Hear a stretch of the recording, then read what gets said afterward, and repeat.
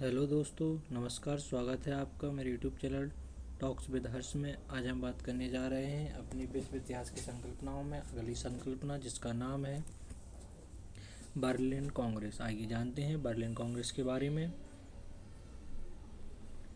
Berlin Congress 1878 में हुई एक महत्वपूर्ण अंतर्राष्ट्रीय बैठक थी जो यूरोप के राजनीतिक मानचित्र और शक्ति संतुलन को प्रभावित करने वाली थी।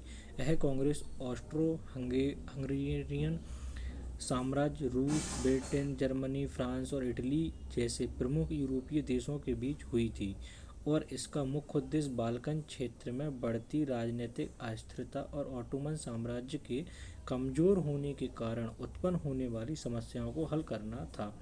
बर्लिन कांग्रेस की संकल्पना। कांग्रेस का कारण। बर्लिन कांग्रेस क्यों हुई? रूस और ऑटोमन साम्राज्य के बीच रूस तुर्की युद्ध 1877 और 78 के मध्य बर्लिन कांग्रेस का आयोजन किया गया था। रूस ने ऑटोमन साम्राज्य के खिलाफ युद्ध जीतकर बाल्कन क्षेत्र के कई हिस्सों पर कब्जा कर लिया था, जिसमें बुल्गारिया, रोमानिया और अन्य छोटे क्षेत्रों के विवाद शामिल थे। युद्ध में रूस की जीत के बाद संस्थाएं बदलाव और क्षेत्रीय प्रभाव को लेकर यूरोपीय शक्तियों के बीच विवाद बढ़ गया था, जिससे एक मध्यस्थता की आवश्यकता महसूस हुई। कांग्रेस का उद्देश्य यूरोपीय शक्तियों को रूस और ऑटोमन साम्राज्य के बीच शांति समझौता कराने के लिए एक मंच प्रदान करना, बाल्कन क्षेत्र में शक्ति संतुलन को स्थापित करना और यूरोपीय शक्ति संरचना को स्थिर करना। रूस की युद्ध विजय में बावजूद ऑटोमन साम्राज्य को पूरी तरह से समाप्त होने से बचाने के प्रयास किए गए थे। मुख्य निर्णय। बाल्कन में सीमाओं का पुनर्निर्धारण। जो बाल्कन क्षेत्र थे उसमें सीमाओं का पुनर्निर्धारण करना इसका मुख्य निर्णय में से एक था। जैसा कि बर्लिन कांग्रेस ने रूस के लिए कुछ क्षेत्रों को छोड़ने और ऑटोमन साम्राज्य को पुनः स्थापित करने का फैसला किया। हालांकि रूस को बुल्गारिया के कुछ हिस्सों में सीमित नियंत्रण दिया गया। रूस की विजय में कटौती की गई, जैसे रूस को अधिक लाभ नहीं मिला, जबकि ब्रिटेन और ऑस्ट्रो हंगेरियन साम्राज्य के लिए क्षेत्रीय संतुलन बनाए रखने की दिशा में काम किया गया।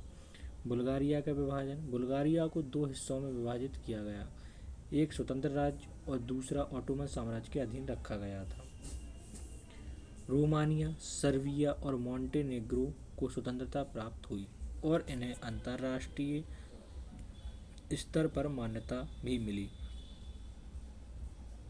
ऑटोमन साम्राज्य की सशक्तिकरण। ऑटोमन साम्राज्य को अपनी संप्रभुता बचाने का अवसर मिला, लेकिन यह साम्राज्य कमजोर और कटे फटे रूप में ही बना रहा।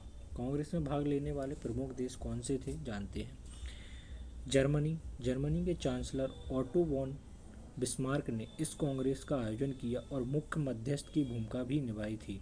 बिस्मार्क का उद्देश्य यूरोप में शांति बनाए रखना था, जिससे कि जर्मनी की स्थिति मजबूत हो सके। ब्रिटेन ने ऑटोमन साम्राज्य को कमजोर होने से बचाने के लिए हस्तक्षेप किया, क्योंकि उन्हें मध्य पूर्व में अपनी सामरिक स्थिति बनाए रखने की आवश्यकता थी। रूस की अपेक्षाएं अधिक थीं, लेकिन उसे अपनी सीमाएं संकुचित करने के लिए मजबूर किया गया। ऑस्ट्रो हंगेरियन साम्राज्य। ऑस्ट्रो हंगेरियाई साम्राज्य ने बाल्कन क्षेत्र में अपनी स्थिति मजबूत करने के लिए कांग्रेस का समर्थन किया था।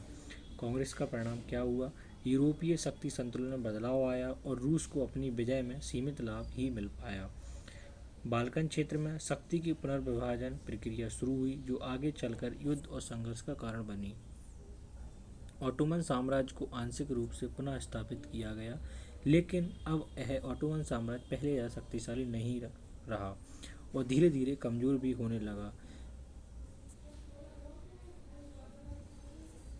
दोस्तों, इसी कमजोरी का फायदा 1905 में युवा तुर्क आंदोलन के रूप में उठाया गया था, जिसमें ऑटोमन साम्राज्य के शासक को लगभग कमजोर कर दिया था। आइए जानते हैं कांग्रेस का दीर्घकालिक प्रभाव क्या रहा। बाल्कन संघर्ष। बर्लिन कांग्रेस के निर्णयों ने बाल्कन क्षेत्र में स्थिरता लाने के बजाय तनाव और संघर्ष को बढ़ावा दिया। बाल्कन संघर्ष। बर्लिन कांग्रेस के निर्णयों ने बाल्कन क्षेत्र में स्थिरता लाने के बजाय तनाव और संघर्ष को ही बढ़ावा दिया था।